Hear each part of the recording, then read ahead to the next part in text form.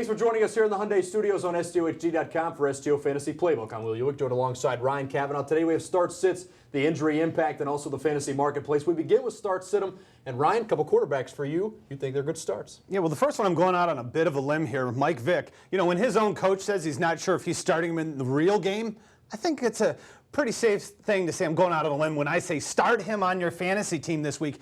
The reason for that is Monday Night Football, big-time players show up in the big-time national spotlight, and he's playing the New Orleans Saints. The New Orleans Saints, through 7 games, are the worst defense in the history of the NFL. Get Mike Vick in your lineup. Josh Freeman, since the bye week 3 weeks ago, has been a monster. He averages 330 yards passing a game and has thrown 3 touchdowns in each of those games. He plays Oakland. He's going to have another huge game for the newly found passing attack of the Tampa Bay Buccaneers. And it looked pretty good there Thursday night against Minnesota. I'm going to go on another side of things. I'm going to go look at the tight end here. And tight end's been a position that's been very deep this year. A lot of newcomers, a lot of no-names stepping up and being very consistent. One of them is Greg Olsen. He's kind of been back and forth, but I think this is a good start for him this week. He's playing Washington. Washington has allowed 9 touchdowns to tight ends all year. Redskins last in the league against the pass and 10 against the run. You know the Carolina Panthers, they're very quick on the trigger to stop the run and go to the pass. I think they do that, and Greg Olsen finds some lanes. The San Diego defense, special teams, kind of that back and forth. Some people have been playing them, but not usually every week. This is a week to play them. They get the Chiefs at home. Kansas City has the most fumbles in the NFL and are also tied for the most interceptions in the NFL. 2 interceptions, 3 fumbles just last week against Oakland. I think they find a way to get a couple turnovers there, maybe even shut out the Chiefs there in San Diego. We move on to our sits, and Ryan, a couple running backs for you on that side of things. Well, C.J. Spiller is coming off a bye in Week 8. He's still in a timeshare with Fred Jackson. Now, he may be more valuable in points per reception leagues, but certainly if he isn't in that, I would sit him. The main reason he's playing the Houston Texans, who are just great on defense, but especially against the run. That's a tough week for him. Darren McFadden, you just mentioned the Chiefs. McFadden had a nice game last week, but it was against the Chiefs. That doesn't really count. Since he had his bye, he hasn't been very good rushing the football, and you see his season stats, only 2 rushing touchdowns. The Raiders have gone to the zone blocking scheme, which has given them a lot of problems and not given McFadden a lot of success since the switch. I put him on my bench this week. McFadden also used 29 carries to get those yards last week, so a ton of work for him there. I got another running back for me, and it's Chris Johnson, and I think he's the reason why Advil sales has gone up. He's just been a headache to own this year. Put together now a couple of good games, including a monster game 2 weeks ago, 99 yards rushing last week. But like all good things, it must come to an end.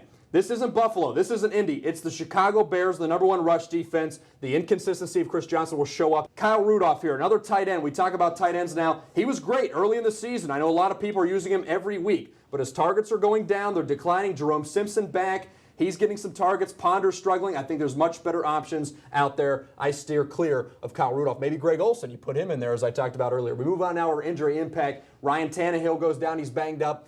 Moore steps in, doesn't look bad. They're kind of splitting starts here and reps in the first team practices. I don't think anybody's using them.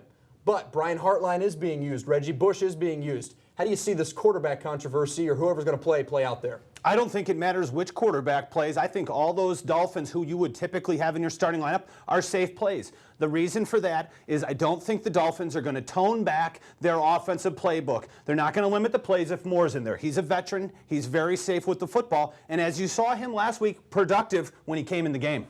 I kind of tend to disagree a little bit. I think Daniel Thomas is a good play, and we'll talk about Reggie Bush a little bit later. We move on to the fantasy marketplace, ups and downs, guys you can buy low, sell high. Ryan, who are you looking to buy? Who are you looking to sell this week? Well, I think the stock is going up for DeMarco Murray from the Cowboys. He's coming off of an injury, and people might be skeptical because of Felix Jones, who filled in for him and has scored in the last couple weeks. This is DeMarco Murray's backfield. He's going to prove it when he comes back, and he's going to get the lion's share of the carries. And for me, Andy Dalton's a stock down guy, only 105 yards passing last week against the Steelers. But outside of 2 weeks ago when he had a good game against the Browns, he had down weeks against Miami and Jacksonville. I think teams have figured out the passing of the Cincinnati Bengals, and Dalton's a guy you may be able to get good value for in a trade situation. Another team I think teams have figured out the passing scheme is the Detroit Lions, and you have Calvin Johnson. People have now realized, take him away. He's the only big weapon they have. And because of the injury to Burleson, Titus Young has now stepped up. He had 9 targets last week, caught all 9 of them, 100 yards. I think he's going to be a great play going forward as teams continue to try to look to shut down Calvin Johnson. Going down Reggie Bush, we talked about it, the quarterback controversy there going on, but also Daniel Thomas is back. He's stealing some carries. He actually had more carries than Reggie Bush last week. I think teams kind of start to get 8 guys in the box and shut that down if Matt Moore steps in, and it's going to hurt Reggie Bush and his stock going forward. But I think he is a good play this week. Indianapolis Colts, everybody runs against them. Yeah, and to add to our waiver wire this week, you mentioned Titus Young stock up. I think Ryan Broyles is another guy who teams could pick up, the wide receiver from Oakland, who's going to fill in and take some of those catches that Burleson's leaving behind. And we've had 2 great wide receiver picks out of nowhere, so hopefully that one continues the trend, makes it 3 in a row. That's all the time we have for STO Fantasy Playbook. Thanks for joining us. Tune in to STOHD.com. Click on the Fantasy tab on the top of the page. You can see this every week, along with our columns, reminding you for Ryan Cavan and Will Ewick, it's your fantasy. We just happen to be in it.